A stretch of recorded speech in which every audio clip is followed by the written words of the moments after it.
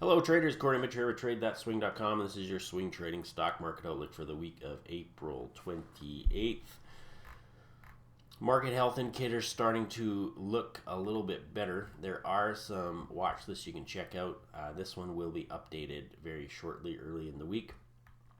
There are some longer term lists here as well, because as market health indicators turn, I'll generally use that as a signal to get into stocks that I like from a longer term perspective as well. So if there's some I've been eyeing that are, really high quality stocks that I want to be holding for the next couple years, once we've had a sell off and those health indicators start to turn, indicates, hey, maybe we've made a bottom and we're starting to head higher. Again, nothing's 100% certain. But once we get those signals, I feel much better about buying those stocks. I'm not going to just jump into them and try to pick the bottom necessarily, unless I have a lot of data to support that, hey, they tend to pull back a certain amount. Then I may use that as well. We'll talk a little bit about that when we talk, let's get to it. The price action.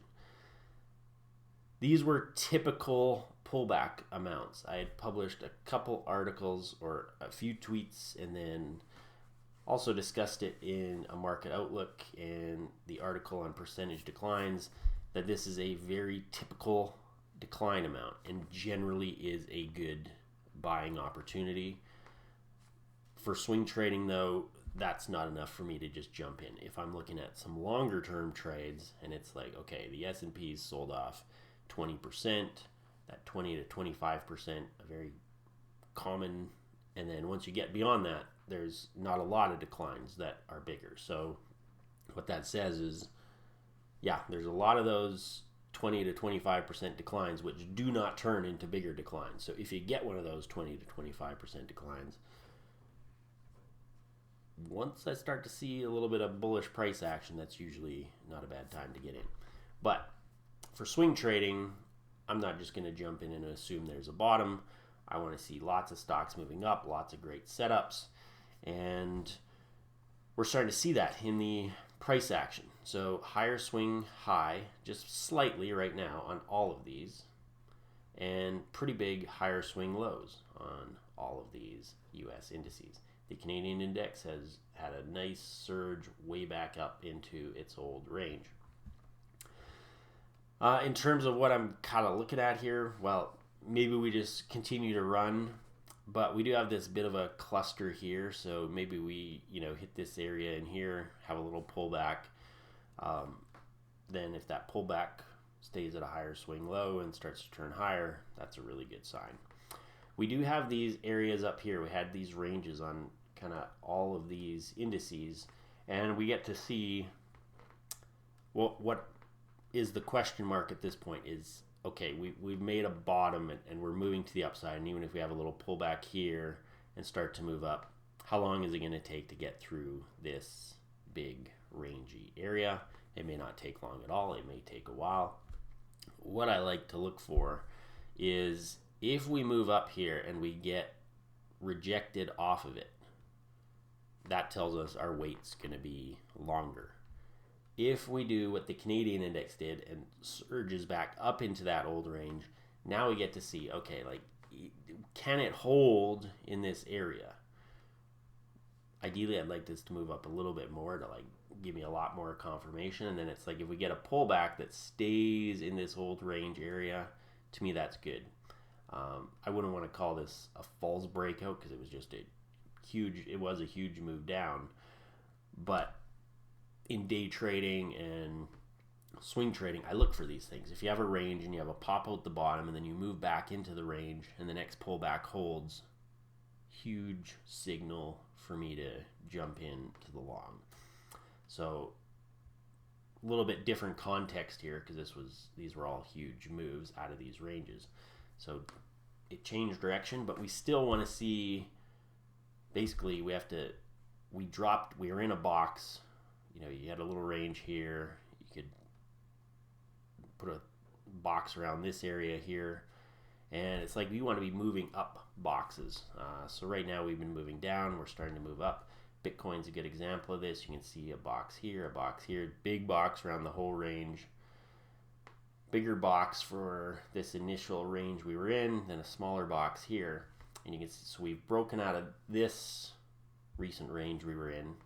So now the question is, can it hold on the next pullback, or it can continue to run and then it, holds above this bigger box. But the point is, we were moving down boxes and now we have to start moving up boxes. Gold, miners still in an uptrend, gold still in an uptrend, recent pullback. So those are options for trades as well. Let's look at the market health indicators. Volume, not really important to me at the moment.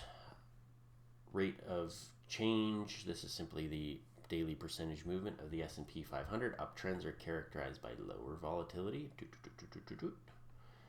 And downtrends characterized by higher volatility. So we are in a high volatility environment. These are some of our first tip-offs. When you get a 2% downside day, that is often a sign just to be wary of a lot of selling coming into the market. Be careful. Step aside for a couple days. You're generally not going to miss much. So we're still in this. It also, high volatility occurs at turning points quite often because you'll get maybe big movement to the downside followed by big movement to the upside. So that's kind of what we're seeing. It's still a frowny face just because it's so high, but we do want to see this eventually taper off into something. You can see it here, high volatility, a little bit of volatility, and then it tapers off. And as the uptrend sort of matures and becomes more complacent, really. So we want to see that. Still a frowny face, but I like what's going on with the price action. At least we're starting to see some big movement to the upside. I still would expect some bigger swings currently, just because that's what we're seeing.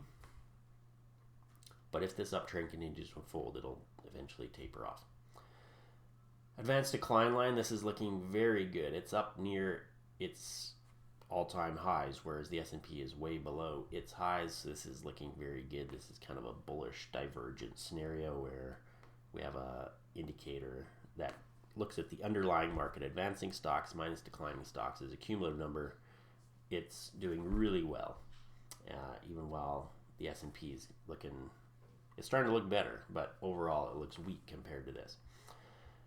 Upside percent volume divided by total volume. We had a huge spike here. So really I'm only looking at numbers over 90%. Those are the signals. Huge one here. So we are still riding off that signal. These tend to occur near market bottoms. Percentage of stocks above their 50-day moving average, 52% of S&P 500 stocks above their 50-day moving average, 32% of all U.S. stocks above their 50-day moving average. Still a frowny face, generally easiest to make money when most stocks are moving up and above their 50-day moving average. We are moving towards that, but we're not quite there yet. Ultimate indicator, how many quality setups you're personally finding and how easy you're finding it to make money. Different environments suit different types of traders. So, that's your ultimate indicator. When things are going good, I look at the conditions and look at what's working and why it's working. And as long as those conditions and those setups are there, I'm going to continue to push it. And if for whatever reason what I'm doing doesn't seem to be working, I back off. So I use my own trading as a calibration of basically how aggressively I should be trading. Sectors on the move, technology and consumer cyclicals, really good last week. They were weaker over the last month and 3 months. And basic materials, it was in here for the week. Gold fell off, so gold's included in basic materials. But it's up there amongst the tops, or at least holding up the best over the last month and 3 months.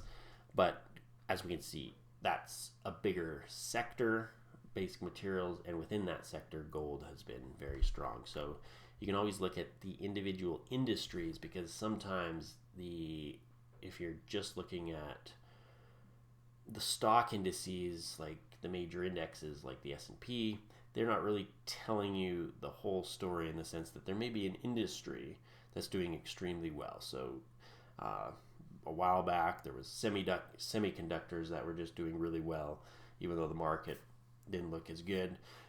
Now we have gold, which is doing really good. Sometimes you'll have oil stocks doing extremely well while the market's going down. So we can definitely use that to our advantage and take advantage of those trends within those strong industries. What I'm doing right now, well, I'm always day trading, enjoying the volatility from that, looking to gain long exposure in stocks, but not fully deployed yet. As I said, fully deployed is when it's all smiley faces, and right now we're not quite there yet, but I do like some of the price action here, and yeah, a couple of the indicators looking pretty good. So willing to take some risk on here, and of course there's always stop losses on trades, so if we drop, you get stopped out, and if we keep going up, maybe you make some money. Gold stocks remain an option for trading. They are an overall uptrend. Recent pullback, Bitcoin hit the typical pullback amount and is bouncing, so we're starting to see those boxes potentially move up. To me, this next pullback is the big telling point. And yeah, that's about it. So have a great trading week out there. Trading course is still on sale till the end of the month if you're interested in that. Swing trading, day trading, stocks, forex courses. Use that code there, and happy trading out there.